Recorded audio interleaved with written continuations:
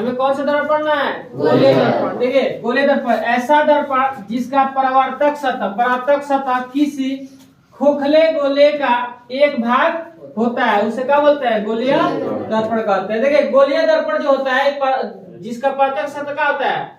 खोखला मतलब परावर्तक सतह किसी खोखले गोले का मान के चलिए का है। देखिए आप चित्र ये चलिए देखिए एक का है, एक गोला है गोल, ठीक है। एक का है गोला का है खोखला है, ठीक है। किसी खोखले गोले का एक भाग मतलब समझिए ये आधा, एक भाग मतलब का आधा, एक भाग हो रहा है, ठीक है। तो ये दिखना है डॉट डॉट से दिखाया गया, ठीक है। मतलब किसी खोखले गोले का क्या हो रहा है? एक भाग हो रहा है। बात समझ रहे हैं? तो इसे क्या बोलेंगे? गोलीय दर्पण।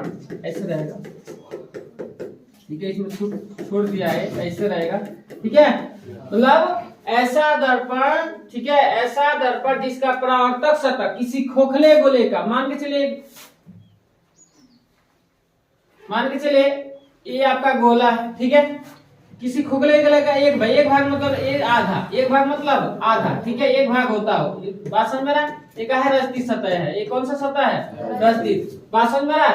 तो एक होता है उत्तल, एक होता है अवतल, ठीक है। एक होता है उत्तल और एक होता है अवतल। मतलब गोलीय दर्पण दो प्रकार का होता है, एक उत्तल दर्पण, एक का होता है अवतल दर्पण। तो कहने का मतलब ये है गोलीय दर्पण किसे कहेंगे? जब किसी खोखले गोले का परावर्तक सतह किसी खोखले गोले का एक भाग हो, किसी खोखले गोले का एक भाग। कहने का मतलब ये है, हम अगर ऐसे बना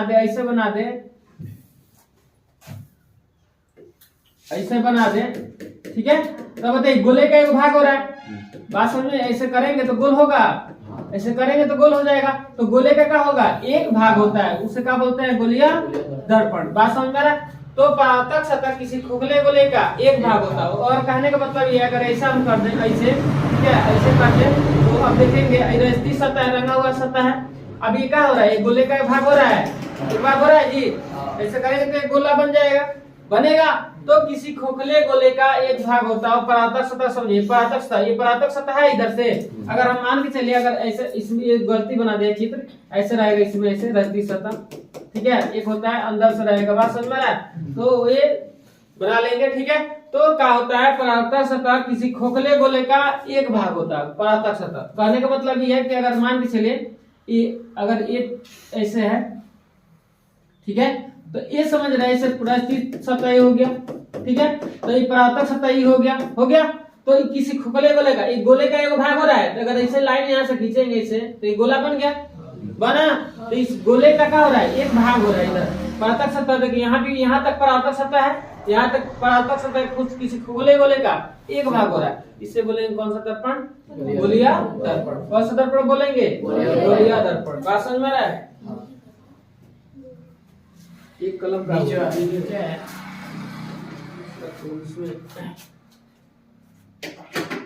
अरे समझ में बोले। तो अब अगर हम कहें, कहने का मतलब यह है कि अगर हम कहें इसको ऐसे,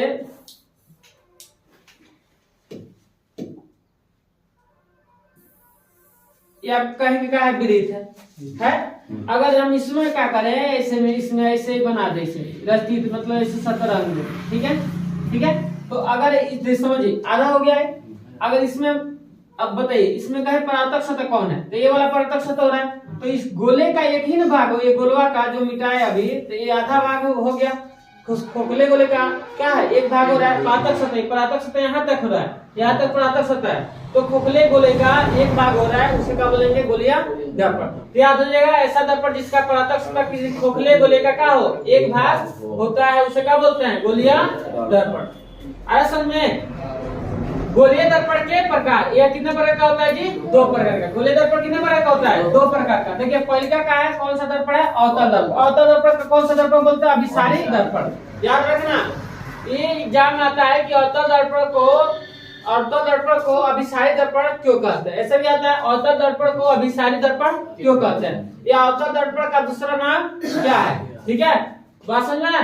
तो अवतल दर्पण का दूसरा नाम क्या होता है? अभिसारी दर्पण। अभिसारी दर्पण किसको बोलते हैं? ठीक है, यह एग्जाम में आ जाता है। निम्न में कौन अभिसारी दर्पण है?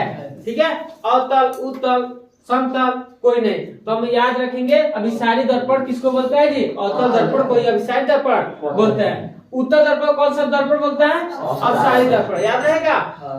तो गोलीय दर्पण कितने प्रकार के? 2 प्रकार के, अवतल दर्पण, दूसरा उत्तल दर्पण, याद रहेगा। गोलीय दर्पण कितने प्रकार के? 2, कौन कौन? और उत्तल दर्पण। अवतल दर्पण का दूसरा नाम अभिसारी दर्पण, ठीक है। उत्तल दर्पण का दूसरा नाम क्या है? अपसारी दर्पण। बात समझ में आया? तो अपसारी दर्पण किसको बोलेंगे? अपसारी दर्पण किसको बोलेंगे? उत्तल दर्पण को, ठीक है। अभिसारी दर्पण किसको बोलेंगे? अवतल दर्पण को। अब देखिए, अब हम पढ़ेंगे अवतल दर्पण, अवतल दर्पण या अभिसारी दर्पण, ठीक है। अब देखिए यहाँ, अब यह समझिए, वह दर्पण जिसका परातक सतह धंसा हुआ हो। परातक सतह धंसा, परातक सतह मतलब कहाँ? जहाँ प्रकाश पड़े, जहाँ प्रकाश पड़े उस सतह का हो, धंसा हो, ठीक है। जहाँ प्रकाश, परातक सतह किसको बोलते हैं? जहाँ प्रकाश पड़ती, जिस सतह पर प्रकाश पड़ती है उस सतह को कौन सा सतह बोलते हैं? जिस सतह पर प्रकाश पड़ती है उस सतह को क्या बोलते हैं? बात समझ में आ रहा है? तो कह रहा है कि वह दर्पण जिसका परातक सतह धंसा हुआ हो और रस्ती सतह उठा हुआ हो, मतलब रस्ती मतलब रंगा हुआ सतह का हो, उठा हुआ हो, ठीक है। जहाँ प्रकाश पड़े वो सतह का हो, धंसा हुआ, उसे कौन सा दर्पण बोलता है जी? अवतल दर्पण या अभिसारी दर्पण। देखिए यहाँ, ये जो आप देख रहे हैं, इसे थोड़ा सीधा कर दे, इसे मतलब रहेगा थोड़ा, ठीक है। तो देख रहे हैं, ये सतह का है, धंसा है। ये सतह का है, परातक सतह धंसा है, और रस्ती रंगा हुआ सतह का है, उठा हुआ है, ठीक है। परातक सतह धंसा है, रस्ती सतह देख रहे हैं, उठा हुआ है। ये कौन सा दर्पण हो जाएगा? अवतल दर्पण। बात समझ में आ रहा है? तो इसका उल्टा क्या होता है? इसका अगर उल्टा हम करें तो ऐसे इसमें इधर रख देगा, ठीक है। तो इस उत्तल दर्पण का परिभाषा हो जाएगा कि वह गोलीय दर्पण या वह दर्पण जिसका परातक सतह का हो, उठा हुआ, परातक सतह का हो, उठा हुआ, और रस्ती सतह धंसा हुआ, उसे क्या बोलेंगे? उत्तल दर्पण या अपसारी दर्पण, याद हो जाएगा। तो वह दर्पण जिसका परातक सतह का हो, धंसा हो, और रस्ती सतह उठा हो, उसे बोलते हैं अवतल दर्पण या अभिसारी दर्पण, याद रहेगा। बोलिए। ये देखिए, समझिए कि ये अवतल दर्पण कहाँ पाया जाता है? तो गाड़ी के हेडलाइट देखें, गाड़ी के हेडलाइट देखें, उसमें कौन सा दर्पण लगा रहता है? कौन सा दर्पण? अवतल दर्पण। टॉर्च देखें, टॉर्च में भी कौन सा दर्पण लगा रहता है? अवतल दर्पण। बात समझ में देखना, वो उसमें गाड़ी देखें, गाड़ी के हेडलाइट देखना, उसमें क्या होता है? ऐसा उठा रहता है, उसमें क्या होता है? उठा रहता है। रस्ती सतह धंसा रहेगा, अपरातक सतह जहाँ प्रकाश पड़ेगा उस सतह का होता है, इसे उठा रहता है। देखना, जो भी मोटरसाइकिल की हेडलाइट देखना, देखे कभी, या कोई भी गाड़ी की हेडलाइट देखे हैं, उसमें देखना जहाँ प्रकाश पड़ेगा उस सतह क्या होगा? उठा रहेगा, ऐसे फेंका रहेगा बाहर की तरफ। बात समझ में? रस्ती सतह क्या होता है? क्या होता है? रस्ती सतह, परातक सतह धंसा रहता है, रस्ती सतह उठा रहता है। मतलब कहने का मतलब यह है, जहाँ प्रकाश पड़ेगा उस सतह का होता है धंसा। बात समझ में? रंगा हुआ सतह का, रस्ती मतलब रंगा हुआ सतह का होता है, उठा हुआ होता है। अब यहाँ देखिए, कौन सा दर्पण? अवतल उत्तल दर्पण। कौन सा दर्पण? उत्तल दर्पण। उत्तल दर्पण में देखिए क्या होता है? उत्तल दर्पण या इसका दूसरा नाम क्या है जी? अपसारी दर्पण। वह दर्पण जिसका परातक सतह का हो, उठा हुआ हो, परातक सतह का हो, उठा हुआ। कौन सा सतह? परातक सतह उठा हुआ हो, और रस्ती सतह धंसा हुआ हो, उसे कौन सा दर्पण बोलेंगे? उत्तल दर्पण। देखिए इसमें क्या होता है?